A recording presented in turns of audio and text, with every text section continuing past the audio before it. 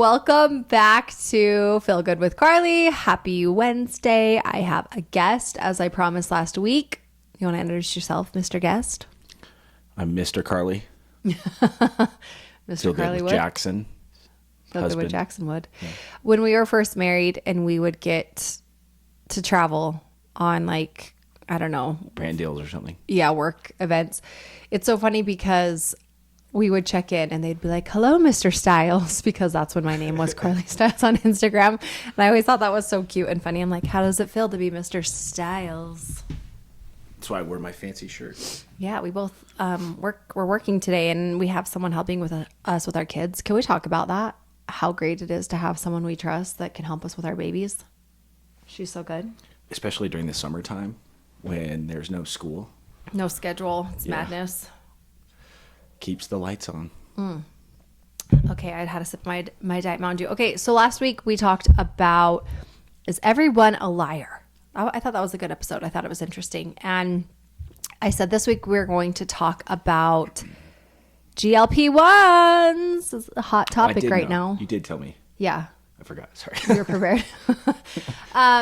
So I've been on a GLP-1 semaglutide since November of last year, and I'm slowly starting to taper off because I'm getting surgery in September, and you can't be on a GLP-1 for like every doctor, I think, and depending on what you're having done, will tell you like a different time that they don't want it in your system because it is a shot. It stays in your system longer. I can't remember what it's called. Like a slow, I can't remember. I was listening to a podcast because they're now coming out with GLP-1 drops.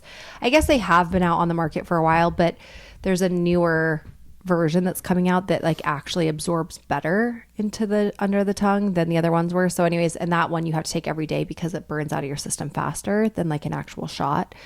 That's cool. But I was crashing out about if I should get surgery or not on Sunday. Do you remember? Yeah, I get these texts randomly. Let's have another baby. Basically. And how did that make you feel? Terrified. But we're vulnerable on this podcast, right? huh? We're vulnerable on this You podcast. better freaking be open up or I'll elbow you and say, tell me what you're really thinking because I can tell when you're not. Yeah, look, I love babies. My nose is running. I love having babies with you. Well, that's true. I think we've proven that. And no offense to future unborn babies of mine that might be hearing this, but They're down in your balls. Sorry, kids. I think you know when you know, and I know I don't want to have more. You know? Very happy and content and stressed Yeah. with what we have. Emphasis on stress. You know, we're in the groove. We're getting into the groove. We kind of restarted with Joey and Max. Our last we were two. in a groove. And then the babies come around and it just kind of anchors you at your house. Not that I have any, not that I hate our house or our life, but it's getting to be more fun. And I'm excited for that. I feel like I didn't segue into this. Like we were talking about GLP-1s, then I went into surgery, and then I went into babies. And the whole reason why my And brain... you probably can't be on GLP-1s when you're pregnant, right? No, you absolutely cannot. But the reason why my brain worked that way is because I am getting surgery in September. I'm getting my hernia fixed into my stomach. I'm getting my implants taken out. We're doing like a little what's it called when you get a tune up? A little tune-a-rooney on underneath the hood. Engine tune. Yeah. But I started getting stressed about it because I'm like, okay, well, if I do this surgery, it's final. And there can be no more babies. And I think that thought in just my Gemini spirit, I was like, wait, am I done? I'm ask a question that you might get mad at me for asking, but it's just a thought. Okay. So you could say I'm crazy. Yeah, crazy. When they're cutting you up, could they tie your tubes? I will effing punch you in the dick. This guy who's afraid to get a vasectomy because it's gonna hurt. I heard that's actually healthy for if women. Jackson wakes up tomorrow not breathing because he's been suffocated with a pillow, don't come looking for me. We got these new pillows and they're breathable, so you can't. Thought about that. No, he can't do a hysterectomy while he's sewing my hernia up no, after no. I've had your 5th child. No, not hysterectomy. Well, I mean, that's kind of like what helped me to not get pregnant. No, to tie your tubes. Isn't that easier? Yeah, but I don't want to do that when you could easily just go do an outpatient patient procedure that takes 30 seconds, literally less than 30 minutes, and you would be done. It's 2 for 1. I'm just saying, okay, fine, pay for my mommy makeover and I'll get my tube side. You want to shake on that? I was just kidding. Everyone send Jackson all the hate for saying that comment. Hey, I was trying to be efficient and like maybe it would be easier for you. Easier? You're going to get so much rage. I hope you get so much rage from the women. It was just a question. I framed it with feel free to say I'm dumb. You are an idiot for saying that, but I digress. No. Or feel free. I know. Why don't you feel free to say yes? Look, you're the pro at giving yourself shots. You're the pro at being I'm excited not a for pussy. surgeries.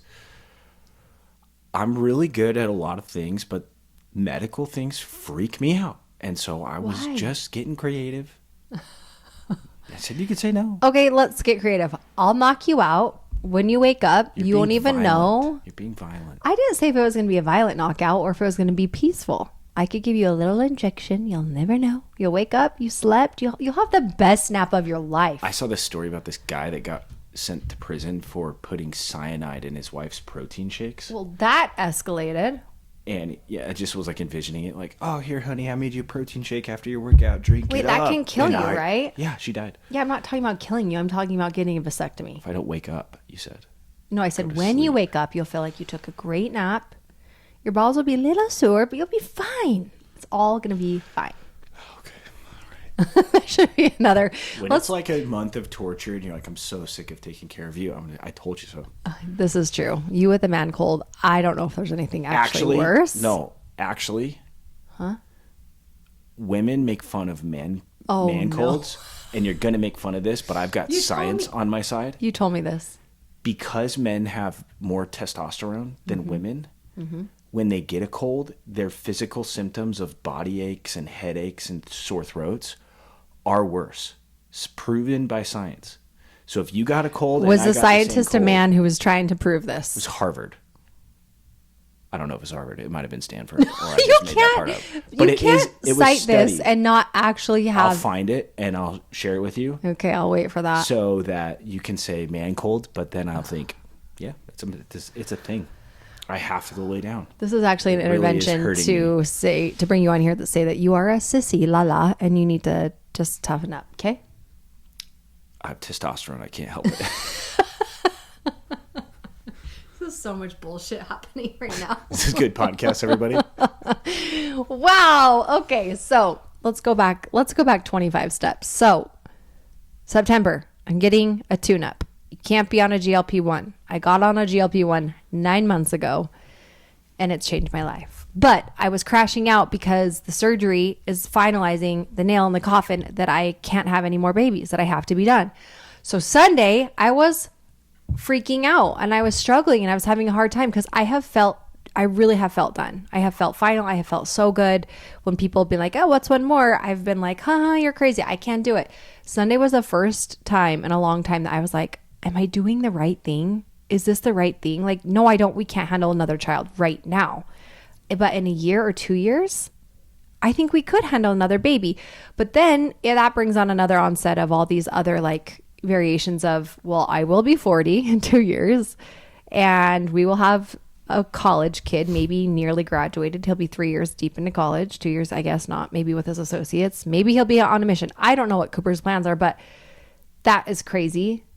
You know, so that's also hard because I'm like, I do love our big family and there are moments of this is so stressful, but then there's like this deep part of me that feels like this is my job on this earth. I feel this way. I'm not saying all women should feel this way. I personally feel like I was born to be a mother, and I don't know. I think maybe in 2 years I could stop working less. You could work more. I don't have to worry about money, and I could just be a mom and have all of our babies. You know, so there's a big part of me that feels that way. But then there's this other part of me that's like, it's time to get hot. It's time to feel good. It's time to move on to that next chapter with our kids. But it makes me feel sad. And I want to cry. Did you cry at your high school graduation? No. But like when you thought about like... What does that have to do with having kids? So I've gotten to know you pretty well over 10 years. Are you saying I'm emotional? No, I was going to say like you're a chronic like second guesser. Oh. Like chronically. About everything? Yeah, like, hey, I bought this wallpaper. And then like 2 months later, it's like, I got this new wallpaper. Or like, I'm feeling really just called out on this podcast, no, and it's mine. it's not a bad thing. Like, but I've learned to realize, like, oh yeah, Carly's in second guess mode. Like, Why are you just now sharing this information with me? I just barely put it all together. Like, Do I do this with everything? literally. Is this a bad thing? No, it's not a bad thing. I mean, it's just what you do. A lot of people do it. Do you think it really is like, I know this is so dumb and I say it all the time and I don't know much about astrology, but do you think it's a Gemini thing? Because that's what people say. Geminis are so flip-flop. But you're a Gemini. I'm going to get hate. I don't have any idea. I don't pay attention to astrology. You won't get hate for that. A lot of people don't. But I do like, it is just kind of fun to read about, you know, what your astrology and the stars mean about you. Because sometimes it does feel really spot on and you're like, wow, that feels really true to me. I think it might be just because of like my career. Like if I sell a stock, yeah, you have to be absolute. Like I just make the decision and move forward. Yeah. And I'm not a second guesser. Matt, when I think about it and I try to be emotional, like little Max, like she just seems like the caboose to me. Yeah. She just seems like the sweet baby, the little bow that was a surprise. Mm-hmm. That we weren't done, but we didn't realize she was coming as fast as she did. And like I love our family. I think we fit good. We've got a good vibe. To be completely honest, I would be petrified or terrified or a mix of every scared emotion to have another girl. Yeah, that would. And the older you get, the higher likelihood is of you having twins. Oh, really? Yes. Yeah. I know twins run in your mom's side. I don't know how that all works, but like that would just be our luck. I'd get pregnant at 40 with twin girls, which would be kind of so fun and amazing. I think it's just hard to close that chapter. Like that is my personality. Like when I took back my Lexus, it was a freaking, not a rental. What's it called? It was a lease. A lease. You gave it back. Yeah, I gave it back. It was like my time was up. I cried taking back my lease. And because I feel like I emotionally get attached. I'm going to get emotional now. Why? Just punch me. Just punch me. See, I'm not the violent one. See, but here, I'm crying. I'm punching. What is happening? I'm on my period. That's probably why. You always like look back like, oh, like you're looking back at memories and you're thinking about the baby and how sweet it is at the hospital and the month when you get home and their little gloves you have to put on their hands because they're so dumb and scratch their face and like, you know. Men versus women, the way we see things. I look forward.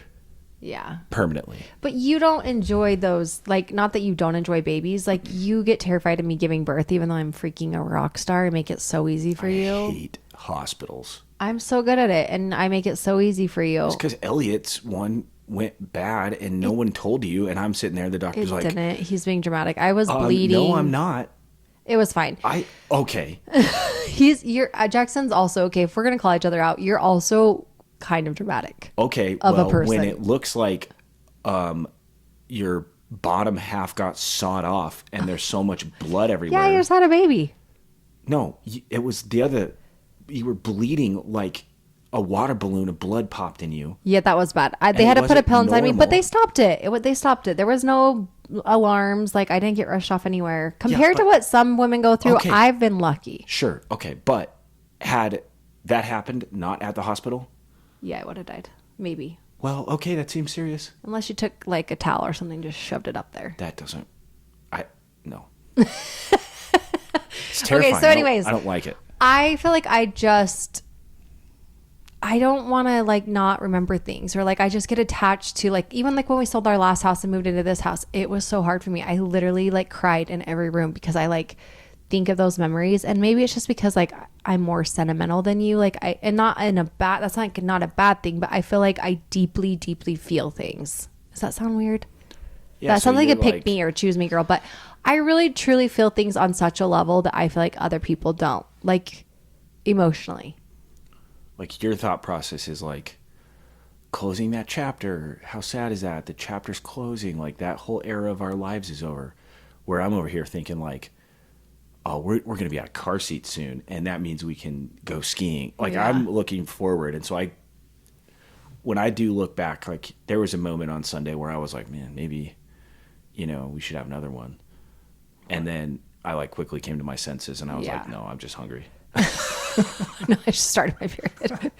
It is so hard to close like those chapters that are so special. And I think that's why like taking the lease back, I thought of like Elliot used to sit in that thing for hours when he was a baby and he loved playing in the beep beep. And that's what he called my blue beep beep. And It's a really I just good think thing. of those things like, and I like cherish those memories. And I'm like, I know it's inevitable that we're always moving forward. Like we can never go back. And I think that's what's hard for me. Yeah. You know, to like let go, not let go, but it's like, I don't want to forget, you know? If somebody gave me a time machine and said, we'll go back 10 years and you redo it again, I would do that for sure. Yeah. Or like those first moments in the hospital with your babies and you get to meet them and like, it's just like that bubble where it's like so special. We need to stop talking about babies. Oh my gosh. She loves that little bubble. I'm like That's my on favorite time. stress level 10 and then we get home and I'm like, now I can enjoy it. No. I did my job. I got them home safely. From the hospital, the Steering car wheel seat. like this. I did not know we were going to go down this tangent and I'm still crying. It's fine. Want to talk about injectable medication that people love or hate? Yes, you should Okay. start it so that I can get myself under control over here. Holy shit. I don't. Okay, let me preface it. If I'm taking the wheel here, Just so I can I'm get the myself furthest together. thing from the doctor, so take my advice for what it's worth. I have no medical experience, and anytime anything medical comes on, my brain turns off. So I'm looking at this as a complete outsider. Whoa, I was getting so close to Hopefully, the mic. with some sort of opinion that could be like a morsel of valuable. I haven't ever done it myself. Not that I wouldn't or whatever, but I just have no experience other than seeing her and other people that we know, lots of people that we know, go through it. So that's where I stand on this. Yeah. And I mean, I could talk about my opinion or whatever, but So I think it was I had been hearing about stuff for my fifth baby. I just knew. I was like, I really just want to feel different. Like I was feeling like crap, just not motivated, bloated. You know, when you're, and I don't know if you've ever been in this place. I feel like you've always been kind of like just fit and you haven't really had to worry about your weight. But like, you know, when you're in such a dark place, like you see somebody being healthy or making good choices and it's almost like it makes you cynical because you're like, oh, good for them. They're working out, you know, and like, you're like, just because I think of where you're at and you hold that against them. Have you ever been that way? I don't know if towards other people, but I remember like when we got married, I worked out a lot. And then when you got pregnant with Elliot, I was like, no, I'm not doing that. And I didn't get fat, but I got, like 230, which is You're pretty, like what, 190 right now? I'm like 185 right now. Ooh, so lean. So, but I remember I followed like, kettlebell workouts and stuff on Instagram. And I was like, what bugged me was in the back of my mind, I knew I should do that, Yeah, totally. but I wasn't doing it. And so I went in and I was like, unfollow. Like, I Yeah, don't no, want to that's even exactly see it. it. It That's wasn't exactly the person. it. It was just like, I'm not doing it. Yeah. So I don't want to be reminded. Or like it's almost like triggering because you do, like there is something in the back of your mind or like, whatever that's like, you should be doing this. It's like this reminder of something that you should be doing, but you just aren't maybe emotionally in a place where you want to. Same thing with me. Like after we got married, I like unfollowed a bunch of fitness accounts. Like I was a fitness influencer signed with a company. They paid me a good amount of money. I went to London. I went to England and London on like a fitness tour. Like I knew everything about supplements and was going to be in a magazine. And then we got married and it just felt really triggering. And I think it was, We used to pound ice cream. That was so fun. I thought you were saying something else. I was Each like, other. We pounded each other. And then after. That was fun. Let's do that again. I have a picture of our ice cream. Again, haul. where are you going with this conversation? Ice cream jugs. You know those round ones? Oh yeah. We had like 9 of them empty. It was just like that was truly newlywed days, just like sex and Netflix and food. No wonder why we got chubby. It was awesome. I have zero regrets. I thought that was great. Anyways, I'm just saying, like, if you can relate, if you've been in this place where you know that your health is something that you've wanted to get control of, but it's just almost been a trigger for you because you're just, mentally like you're not in the right place. And so you'll see somebody working out, you'll see an Instagram post or whatever. And maybe it's just like this little reminder of something that you know you need to do, but it just triggers you and it bugs you and you're like, ugh, and you're like cynical about it.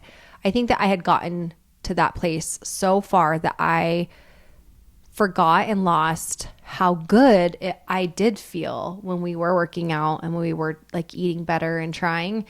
And I was like, this is a me thing. This isn't anything to do with like what anyone else is doing right. Like I need to get back to that place where I feel good taking care of myself again. I think as you age, like when you're young and working out, it's just to be ripped. Like, yeah, maybe it's like more vain, maybe. Like I want to, like get girls or boys or whatever, so I need to look hot in this, bikini on Instagram or whatever. Jackson does have a bikini pic. Or post, me flexing in the mirror or whatever. And you see that with like Gavin, right? Like, yeah, my cute nephew. I freaking love Gavin to death. And, he posts like all 20-year-olds or his friends or whatever. Uh-huh. And it's like, okay, that's cool. And then as you get older, like it changed, at least for me. It wasn't like I want to be jacked and, then like, I don't even know what you would do if I took a picture and I was like, lost 15 pounds. I could see my abs and put it on Instagram. You'd probably think in the back of your head, like, what is this idiot doing? I wouldn't ever do it. Like, I have no desire for that. Like, it's more focused on like, I want to be healthy and I want to feel good and I want to be around a long time. And so that, like, that period of like, I'm glad my motivation shifted there because that seems much more sustainable and doable and noble than like when you're young and you're just like, maybe there's a lot of young people now that are like, I want to be really healthy and they optimize for that. But at least when I was working out all the time when I was in my 20s, it was like, how big can my arms get? Kind of thing. I remember I used to flex in pictures with you all the time. Like, yeah. We have one at a gas station when we were dating, and I was like, hold on, you could see my watch and my bicep? Like, cool. Oh. Remember? I was wearing a Trixon hat and a camo shirt. I don't think you ever told me that, but it's on my Instagram. It's fine. But here's the thing. I think it goes hand in hand. Like once, like, yeah, I 100% agree. Like, I think your priorities and the outcome effect changes for you as you get older. You realize like, yeah, it feels good to look good, but as you get older, just naturally your health does start to digress. Things start to hurt. Like we've been on this whole mattress journey with finding a mattress because we freaking have been getting out of bed and we're like grandparents, like, oh, my back is hurting. And I mean, like my knees. Because we were pounding things. We need to pound more because maybe that'll pound my back right into place. But our backs were hurting and it's just like, so like we're not that old. He's 34, I'm 38. But like I remember I was at this place with Max. I was going up the stairs and I was like, my knees are hurting. Like what? Like my knees are hurting. And it was because I was carrying around an extra 45 pounds that my frame is not used to carrying. And I think like, back-to-back pregnancies is a lot. It takes a toll on a woman's body. But my knees were hurting. And I just remember thinking like that was for me was like this, like, okay, we've got to get back to this place where I feel motivated again by seeing other people live healthier. And not because you should care about what other people are doing, but like I just realized there was something off inside of me when I was being triggered by people doing healthy things. Is that making sense?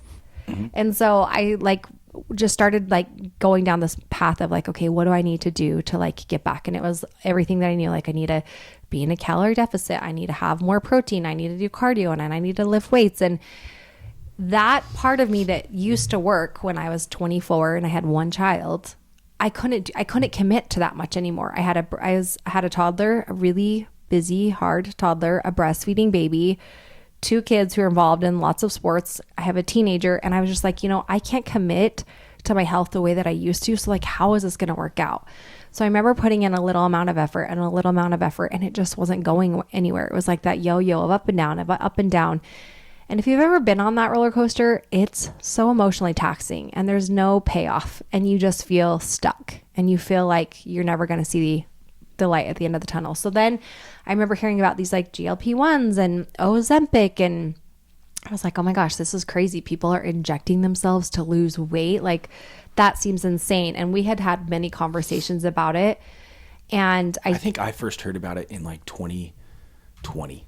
2020. It's been on the market for 20 years. Ozempic in some form or a GLP-1 has been on the market for 20 years. Yeah, I heard about it. I'll have to look up the podcast, but it was on the My First Million podcast. Yeah. A bunch of dudes talking about it, and they were like daring each other to try it, and one guy tried it and the other guy didn't. He kept calling the other guy that didn't fat, and he still calls him that. But like, yeah, I heard about it in 2020. I think that's when they realized like not only the application for diabetic people and that angle, but also like, oh, you can use it for this other, for weight loss. that's really when it took off, because nobody talked about it before they realized the weight loss application of Ozempic. It was like a side effect of diabetics who were on GLP-1s. It was a side effect that had started coming up and they were noticing in studies. Well, it's like metformin, right? So your father is pre-diabetic. He takes metformin. Mm-hmm. You can go on like longevity websites or to longevity doctors and get metformin if you're not diabetic for controlling your glucose levels, which they believe that leads to, you know, if you have more stable glucose levels and don't go through these big glucose swings, you have healthier whatever that makes you live longer. Yeah. It's just a different application of the same medication, I think. Metformin, I do believe, is something that a doctor would recommend you getting on before actually getting on Ozempic. It's like a step. Oh, really? Because we were on metformin. We got onto that like telehealth website and got on a couple of different things, and we were taking the pill form. I didn't notice any difference. I don't think it helped me at all, the metformin. I got super obsessed with like Peter Attia and the longevity, Ben Greenfield, like the longevity when I was going through like trying to get healthy or healthier, and it just gave me diarrhea. It did. Yeah, I did. I only took it like 10 times. And then you were over it. You're like, it's made from lilac flowers, I think. Oh. So anyways, okay, so then we went down this, I started hearing, kind of like it was like circulating around more and more. And at first I thought it was like crazy. And you were seeing like like actresses and models and like Hollywood on this like this Ozempic craze. And Elon Musk. Yeah, but I'm meaning more so towards like women, because I feel like women are so targeted with the way that we look, and it just really put this like unhealthy vibe out for Ozempic, like, oh, these people who don't need to clearly lose any body weight are using it as like this quick, like lose 5 to 10 to 15 pounds. And they were glamorizing this idea of injecting yourself to lose this weight that you didn't necessarily need to lose. And I think the media, the skinnier people got even skinnier or something. Yeah. And so like, can you see like the media took that and like ran with it. And I think a lot of people got a really bad taste in their mouth about Ozempic and what it is, and like actually how miraculous it is, and like that it's actually been on the market. And I was one of them. I was like, that's so crazy. Like, let's stop pushing this like unhealthy body standard for women, and just,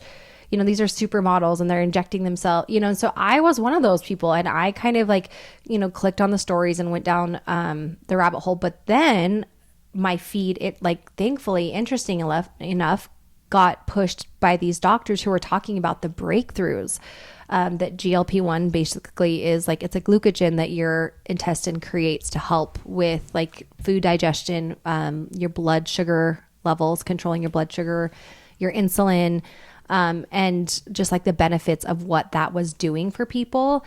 And they were like finding out all these other things that GLP-1s are doing. Like it can help decrease dementia. It was helping with like cardiovascular health. It was helping with like heart disease, fatty liver disease, lowering people's cholesterol, like all these other side effects that they were seeing as an onset of taking it. And I got into that side of Instagram, and then it became really fascinating to me that like, oh my gosh, maybe these injections are actually good for you to be taking. But at the time I was breastfeeding, so I knew I couldn't take it. But then I went into my med spa and I was talking with the doctor there, and he was like, yeah, I'm on it. My wife's on it. I have a friend, her husband's a pharmacist. And I feel like anytime our kids get on medication, I always text her to ask her husband, and she is on it. She got on it. And so I'm like, okay, so she did? Does anyone? I'm just kidding. So a lot of people like I respect and know and trust who care about their health were also on it. And so I was like, okay, when I am done breastfeeding, I do want to try it, because I was sitting at about 180. When we met, I was about 120, which I think was probably a little too thin. And then after I had Elliot, I was like at 130, and I remember feeling really confident and healthy at that place. It wasn't like I had to like restrict or be crazy with my food. But with every pregnancy and every baby, I feel like my body has held on to like 10 pounds that I just cannot lose. Just 10 pounds, 10 pounds, 10 pounds. So finally I'm up like 45 pounds. My knees are hurting. I'm feeling like lethargic. I don't want to play with the kids. I don't really have energy to take them out and do things. I'm not feeling confident with us because I'm feeling insecure. And I remember just hitting this breaking point. Like, I want to do something. We still pounded. I was just like with the lights off. I don't care what your weight is. So anyways, I go to this doctor, and we sit down and we talk about my goals, and I get on the medication, and I just was like so terrified and like embarrassed and just felt insecure. Like, oh, I have to take this freaking shot because like something's wrong with me. And, there's all the feelings, right?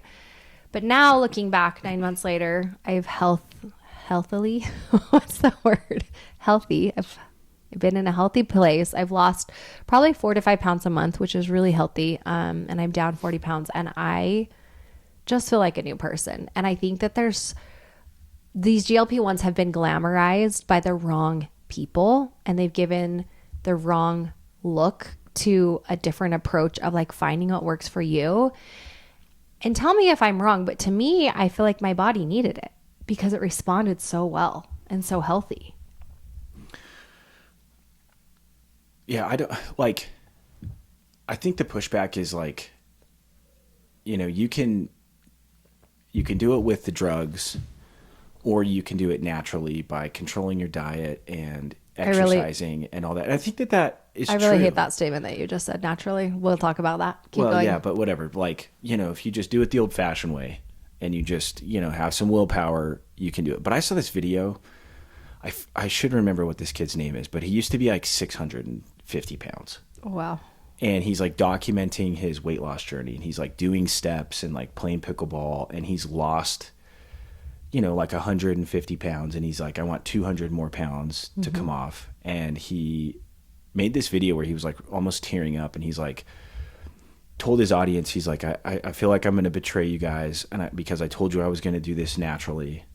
But I would work out and I would just feel like my body wasn't repairing itself, or I would literally take every ounce of willpower I've ever had in my life to go walk outside the next day. And so he got his blood test done, and his testosterone levels, like in a male, I'm going to get the numbers wrong, but I think it's like your level of whatever of testosterone should be between, naturally, if you have functioning correct hormones, between like 500 and 800 or 900 or something. And this kid's testosterone levels his whole life were like below 100. And he's like, it makes me feel really sick that I've been functioning with these low levels for this whole time, because that absolutely contributed to my weight gain. Yeah. Because I didn't have the energy to go do anything. And so I would just sit at home, and he got like super fat. Like he got almost 700 pounds. Yeah, it's so unhealthy. And so he's like, I feel bad for myself, not ever known that, but I also feel bad that I'm betraying my audience. And like this whole... But why? How is he? I'm confused. What's the betrayal part? Did he get on a GLP-1? No, so he got on testosterone replacement therapy. Oh, but people saw that as like a... He was afraid that they would, because he said, and I think a lot of people operate in that world. Like, I'm afraid of what people will say. I'm afraid of all the pushback. I'm afraid of all the negativity that's going to come my way.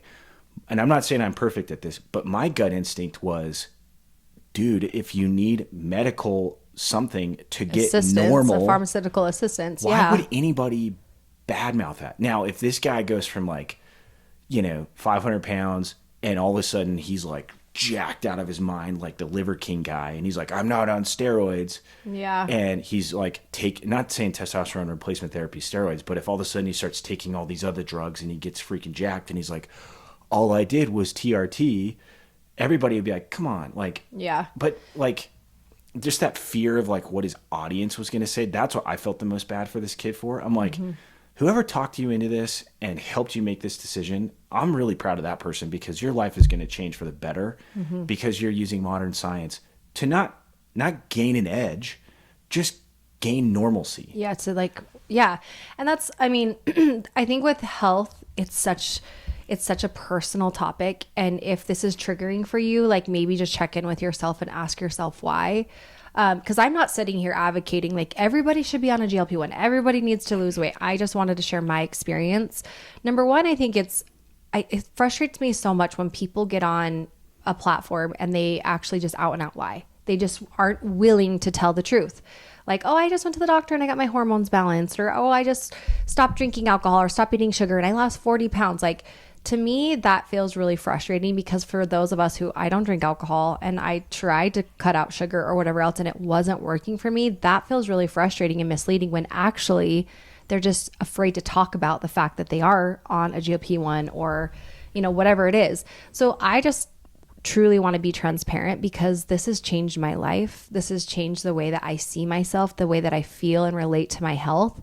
And I think that anybody who's been in a place I know where I was at, it's a dark place. Like we had a, like not like an intervention, but I finally went and saw a doctor because I felt like I was like having really bad thoughts, and I got on medication, and I've never been in that place in my life. And I just feel like anyone who's been in my shoes and you feel like there's no light or there's no hope or like you can't change, like this truly has changed my life. So I'm willing to talk about it and willing to help you see the side that I've come from my own personal experience, because I feel like I have such a balance now and I feel so much better and healthier.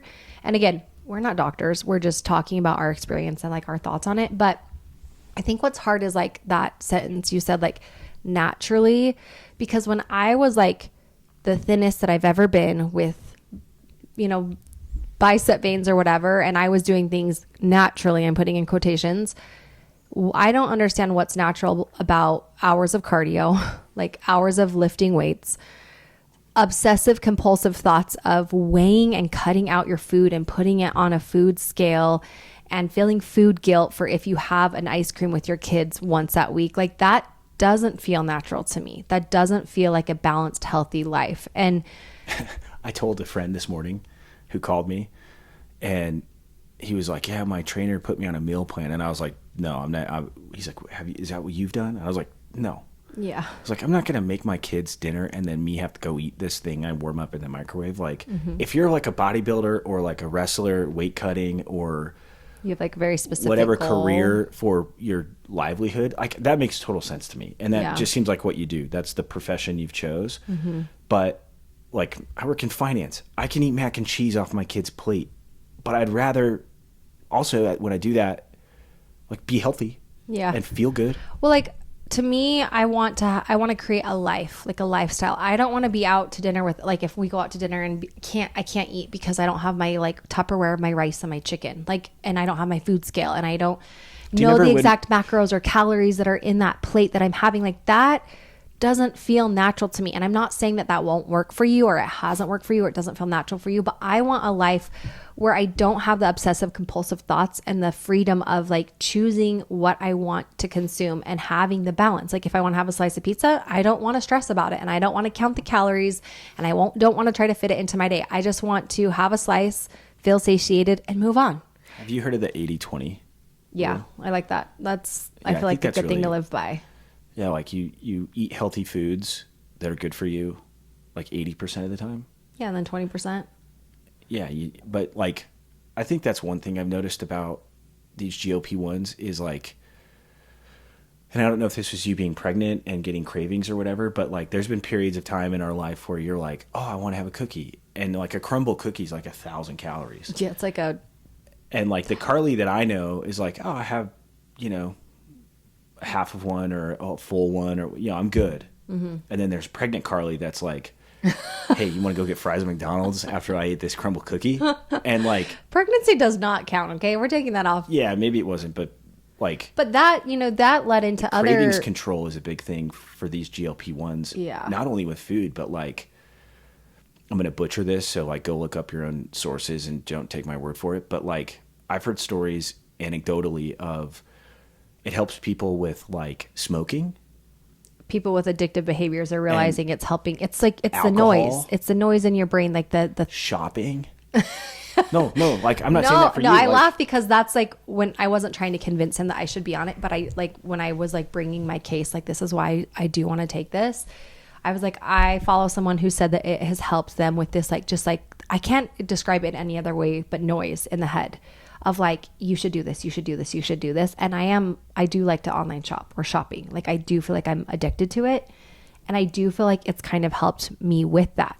We have somebody close to us that I feel like I talked to them about it. I was like, I think you should get on this because it could help you with your drinking, because they have noticed that people who have like really addictive behaviors and obsessive thought patterns, that it has helped with the noise in the head. And for me, like with the bad habits I had built through pregnancy of just not, I'm like, I'm pregnant, I'll eat what I want, I'll eat how much I want, I'm feeding the baby. Like I had formed some pretty unhealthy food habits. And I think those carried with me after. So after I had my babies, then it was like, I thought and justified just eating whatever and however I wanted. And that was really unhealthy. I do kind of miss that about you. Because now I have, so I'll have like, half a plate of something. No, it's like you just get full easy and you're like, oh, I'm good. Like check the box of food. Yeah. I'm a Well, it's foodie, like- and it was like, yeah, I do want to go to McDonald's right now. Let's go. You know? Yeah. No, and I still have those moments, which I think for me, the GLP-1 has brought back like my focus, and like food doesn't rule my emotions anymore. I am very much one that's like, I don't go get drunk if I'm sad. I'm like, oh, let's go get a treat. Let's go get a pick-me-up. Let's go get a soda and a cookie, or like Taco Bell, or let's go to the movies and get popcorn and chocolate. And now I don't feel like my emotions are ruled by food. Like I'm not treating myself. I'm not giving myself a reward when I'm happy or rewarding myself when I feel sad. I just feel like it has leveled out that noise in my brain. And like this week I've had a slice, we had pizza one night and I had like a slice and a half and I felt great and I felt satisfied. I felt like I could still enjoy and partake with you guys. But then the biggest thing for me after was I didn't have that constant guilt in my head and like just eating myself up, calling myself names, belittling myself, because I chose to have a slice of pizza. Like it's just been so healing for my brain. Pizza's awesome, isn't it? I think it's our favorite food, especially for our family. It's like one food that we know we don't have to yell at our kids to sit down and eat. They'll just willingly do it. I've had this pizza oven sitting in my Amazon cart for like a month. We need to get Yeah. we should. Let's try to get a brand deal with this pizza oven because you have wanted it. Well, it's expensive. Well, the Is one it? I found one that's pretty good. It's like $180 or something. Yeah, that's fine. It'd be cool to. But the nice one was that the expensive one? Yeah, the Maddie Matheson. Oh, one that I want is thought like it was something with a $900. B. Anyways, back to GLP-1. So I got on a GLP-1. I started taking it and little shifts started happening in my brain and in my life. And I just felt like I wanted to share my experience and share my journey because I just like being transparent with you guys and sharing the truth. You did have one negative side effect. What? Sometimes I got bad Burps. Oh, yeah. That in the beginning, you will get these like, and everyone's experience is different. So I can't say that this will happen to you if you do decide to get on it. But in the beginning, because it slows your food digestion down, you just process food slower. That's what like also helps you feel fuller longer, like keeps food in your stomach longer, which is nice because then you're not constantly thinking about snacking. Your intestine isn't sending your brain like the pathway of like you're hungry, eat, like it slows things down so you feel fuller longer, which I also think is like the big contribution to why people are losing weight. But because of that, you can get like these burps that were like they kind of tasted like sulfur. But I feel like I only had those. I feel like my side effects were really, really minimal compared to some people's that I've read. And I've like heard like horror stories of like it paralyzes people's stomachs and like, like Gut paralysis. Like any medication, there's like Side effects. Yeah. So I don't even know if you could get this without a doctor, but like absolutely use a medical professional. Yeah. Especially, and I think it ought to be someone that's like not just, I think any doctor can give you this if they can write prescriptions, but I wouldn't even do that. I would do like a doctor that specializes in this. Like, and like that's their focus. A metabolic longevity doctor, not just any doctor. Or a weight loss doctor, or, like you wouldn't want to go to like your optometrist and be like, hey, can I get a description? Can I get a script for some Ozempic, please? Can I get a script for that? Well, like here's also what's hard. So when this not first came to market, but when it started getting popularized, because again, it's been this is like the big misconception. People's argument for a while was that people who actually needed it, people who are actual diabetics, weren't able to fulfill their prescriptions because what happened. Oh, everybody wanted it. Yeah, because it caught on that it was being remarketed as a weight loss drug, and people. What happened is the companies, it was like a money grab. The pharmaceutical companies that were creating these were like, oh, we're just going to repackage them. Hi, you want to come say hi? Yeah. Okay, then you got to go to sleep. Joey wants to say hi. Say hi. Hey, say hi, everybody. Hi, where are you going to start? We're going to have a little. We're on a podcast. Say hi. Hi. Hi, Dad. Did you go jump? That's okay. You've been on this podcast before, right? Yeah, I've been on Tell everybody podcasts. what you're What's up, working guys? on. What have you been working on doing in the potty? Do you want to tell him? You being shy. What'd you do in the potty? Okay, go upstairs. We'll see how. So what was happening? People were arguing, and this was true. People weren't able to fill their medications because it took off as this like weight loss drug. So then the wrong people were getting their hands on it. But I also tinfoil hat on. But I think it was a money grab. I think that what was happening, and I listened to a podcast about this. I'll put it down below. Was there was enough supply. they were just starting to put different names on the actual medication of Ozempic. It was like semaglutide and tirzepatide or Wegovy or Mounjaro, which there's a GLP-1 and a GI compound, which is different. Anyways, I like to get into the science of it. But the doctor that I listened to, she was saying there was enough supply. They were just trying to make it a money grab, and they were putting different names on the same compound. So Ozempic and semaglutide and tirzepatide are basically the same thing. They're just putting different names on it, but people didn't want those. They wanted like the Ozempic that they had heard of. So it was just basically like the same thing with a different label on it, and people were like afraid of taking something different. And there was a little bit of like, they were saying a supply and demand because it had been over popularized, or like it was like being over marketed as this weight loss drug. That's sad. And so yeah, there was like this like, you know, whatever, but that did solved now. Yeah, that's completely solved now. I feel like everywhere, you're seeing it everywhere. You're seeing it in pills, you're seeing it in drops, you're seeing it all over the place. And you had said, you're like, I think in 5 years everybody will be on some form of it or so. Well, I think like there's definitely risks with it, and that's why you should only do this under the supervision of a professional doctor or nurse, I guess, or whoever's qualified to give you the supervision, because you want to make sure that your body's not reacting negatively to it. I can't imagine doing it on any other way. Yeah. It's like gym guys that give themselves steroids. It's like, are you sure? Like you should surely have somebody looking out for you. Do your blood tests and all that. Especially with if you have any kind of medical past. But I also think like, okay, my stepdad was like super fat. Like he was fat, and everybody always comments like, I can't believe how much weight he's lost or whatever. Right. Uh-huh.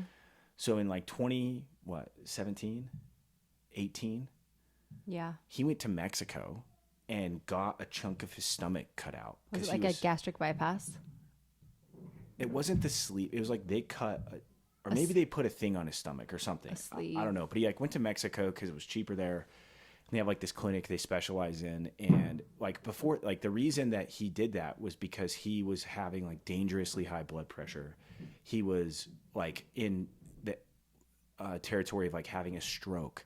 His heart rate was elevated. He was eating so terrible that the doctors were like, you need to go get this done or you're going to die.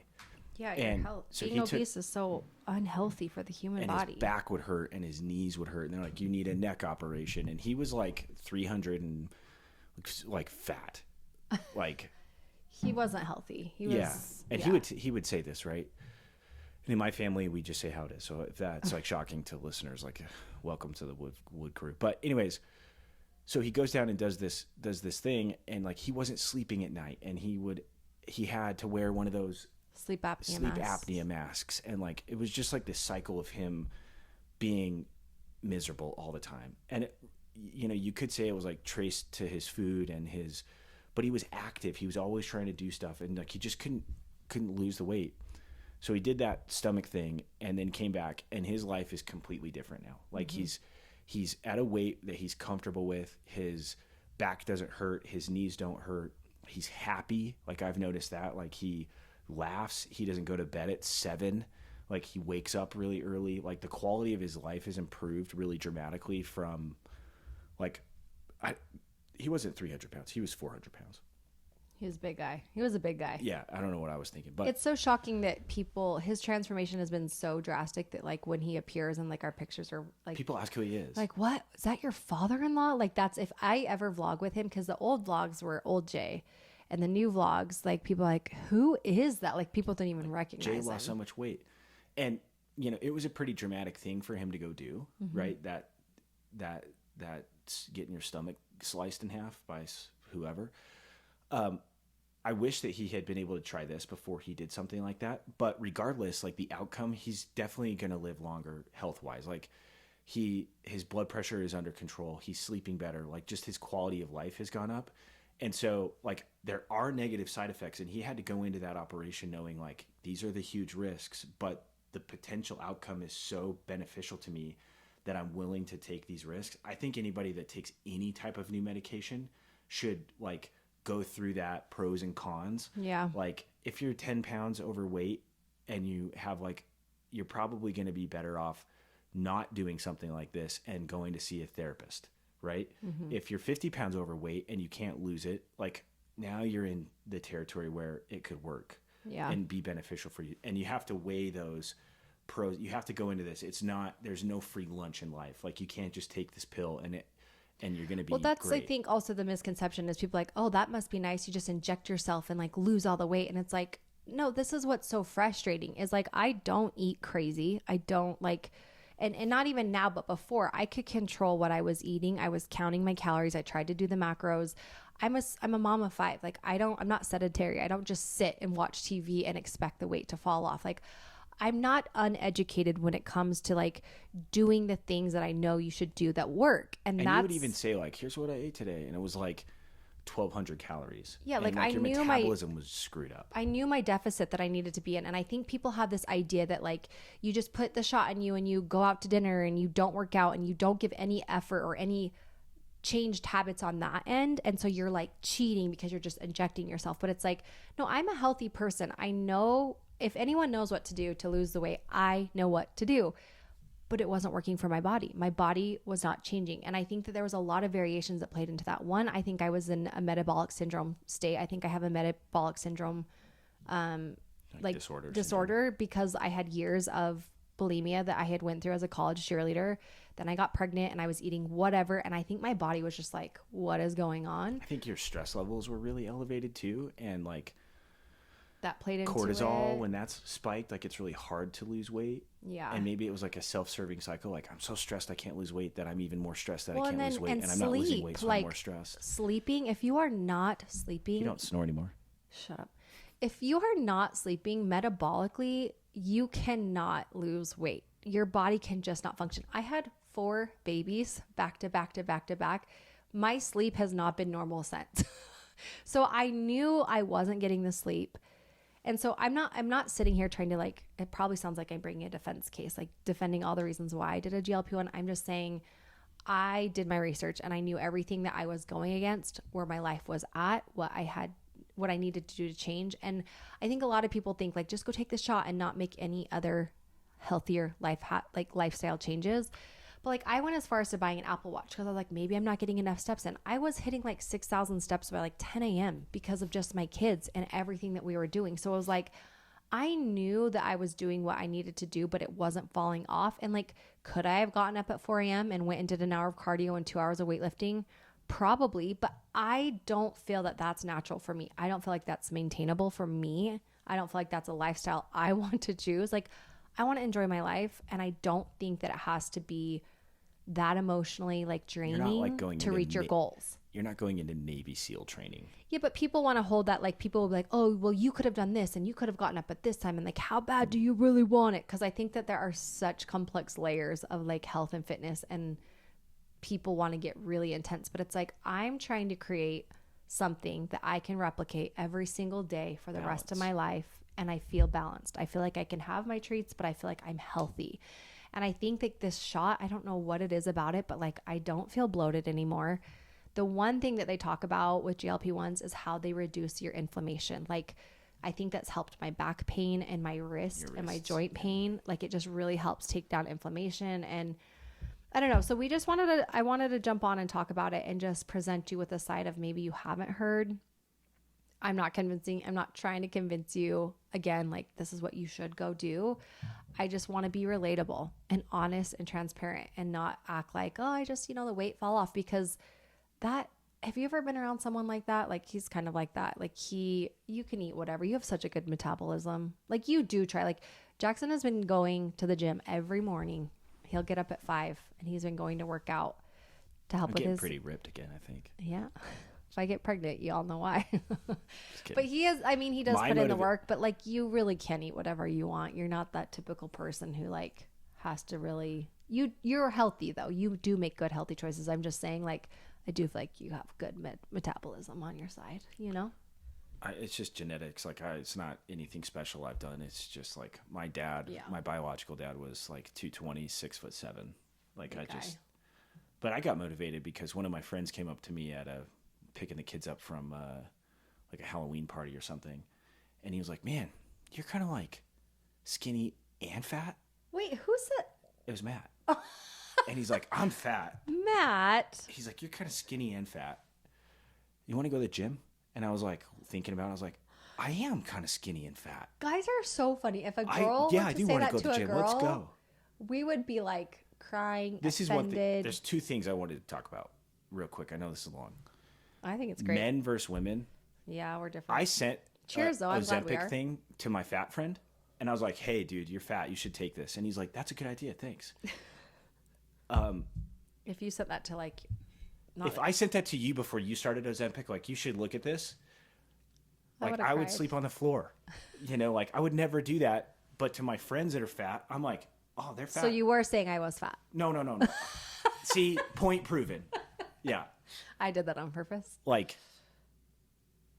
I think a lot of women in particular are like, what are my friends going to say? Like, I don't know. But men, it's like, the way my friends view life is like, they're progressing. We should all cheer them on. I don't care if it's like you're trying to get ripped, or you're trying to climb the ladder corporately, or you're trying to have kids and grow your family. It's like anything that they're trying to do that they're progressing at, I default to, I am so excited for you. That is so amazing.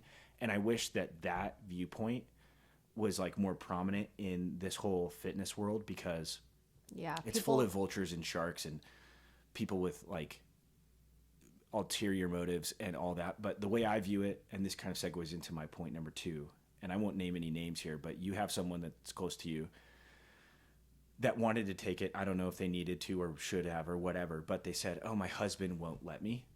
And like, there's a part of me that like, that rubs the wrong way, because if I went to you and I was like, I really want to do this because I think it's going to make me a better person, and you were like, no, I've heard bad things, I'd be like, hey, don't close the door immediately.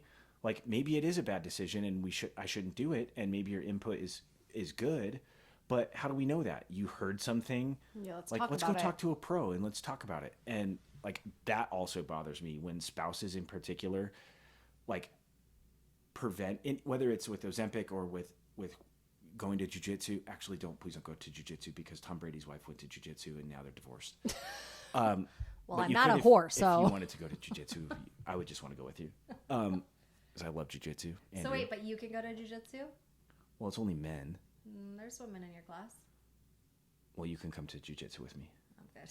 I actually haven't been to jiu-jitsu in like 8 years, so I don't need. That was just an example. Wow, our brains. I think we need to get actually medicated for ADHD. That's a whole other conversation. I hate medicine. I'm terrified of it. But anyways, like, I forgot what I was saying.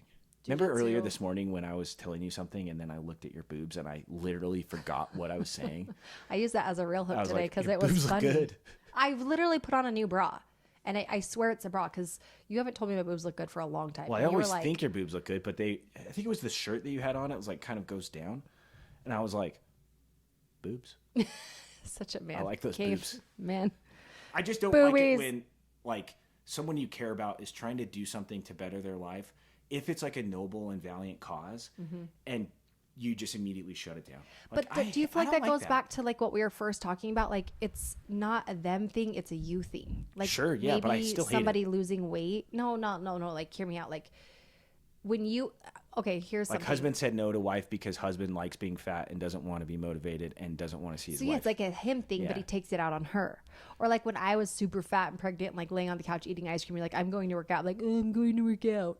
Because I was like triggered. Yeah, that's right. You did it to me too. Yeah, see? Like, and not because I'm trying to be malicious. Like, in my healthy mind, I was like, good, he needs to work out. That's healthy. That's good for him. It makes him feel good. But because we're selfish people and we make everything about us as humans, we just do sometimes if we're not being healthy.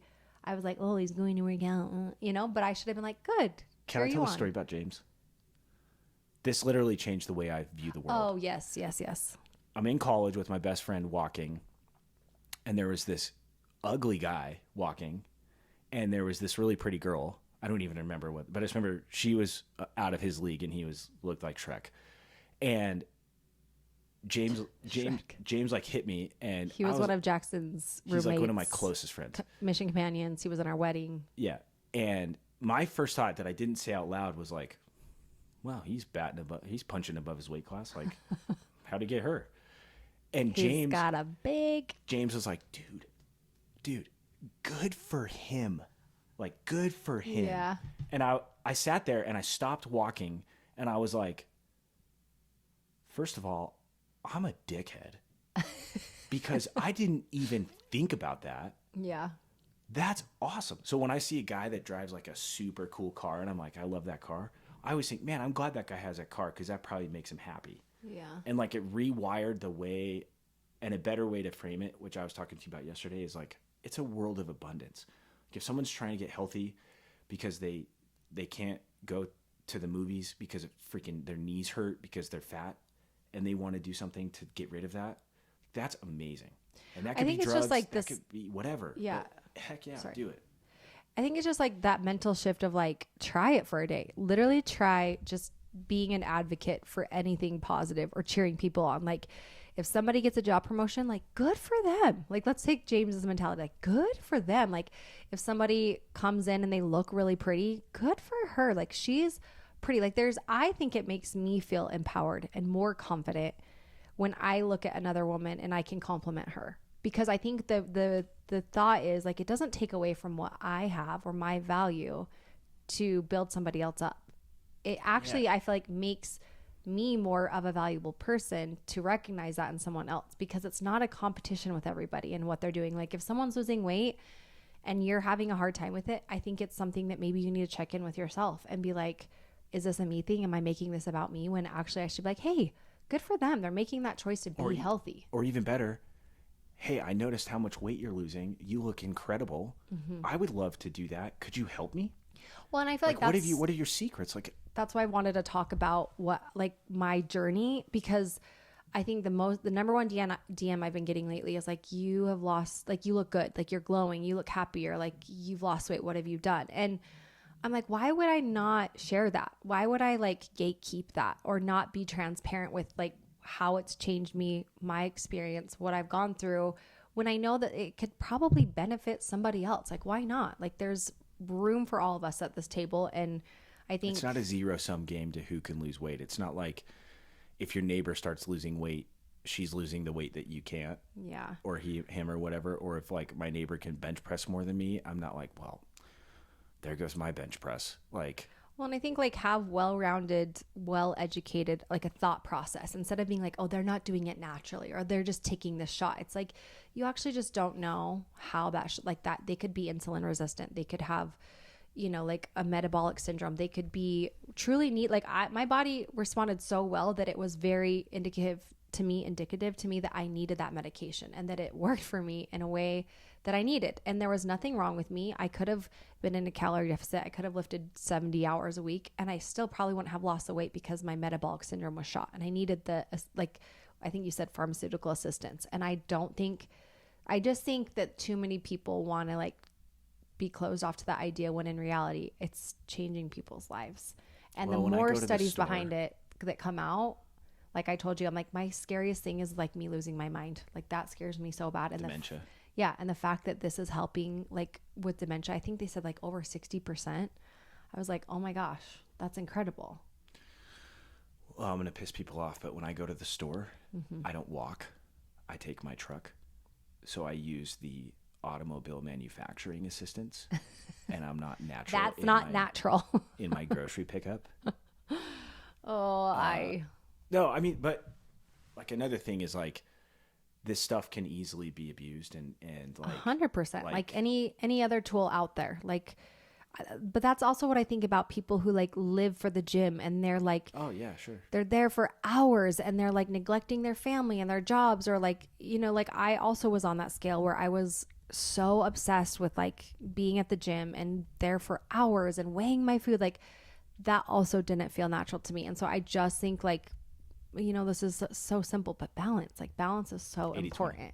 Yeah. 80/20. And being on this GLP-1 has just helped me find that. And I'm You're pretty really much done grateful. now though, right? Yeah. I'm going to start tapering off. I am going to start taking berberine. It's like it's supposed to be like a natural way to help your body produce like your GLP-1s. That's the one thing I can't find with the research. Only an amino acid? It's like it's a hormone that your body is supposed to make. And so a GLP-1 that you inject is like mimicking that hormonal creation. And that's like the one thing that I can't find research on and that I've like had a hard time finding is why they can't figure out why our bodies aren't making them for us. Like why my body isn't creating enough of that, because it's a natural thing. It's not like this chemical or this like Remember when fat burners were a thing for a while? Like thermogenic fat burners or like weight loss pills. Yeah, like that to me seems crazy and intense. This seems like it makes sense to me because it's like something my body cut. Yeah. Or that was a thing. Yes, it was like these crazy pills that you would take that's like supposedly like would help you drop this weight, and it was really just like water weight. But to me, this makes sense. It's like mimicking the hormone that my body isn't creating enough of, so I can actually digest my food, balance my blood sugar, all the things. Like the kid that went on testosterone. It's like, yeah, I guess if you were being a real jerk, you could be like, yeah, I was on steroids. But it's like, I guess his body just doesn't make it for some reason. Who knows why? And now he's like on the same level as normal men. Yeah. That's freaking rad. Good for him. I bet he feels a lot better. Yeah. Yeah. Okay, that's what our takeaway is today. To have the attitude of good for them. Good for them.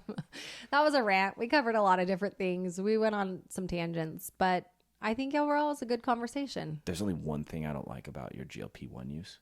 What? You also have a vitamin B1.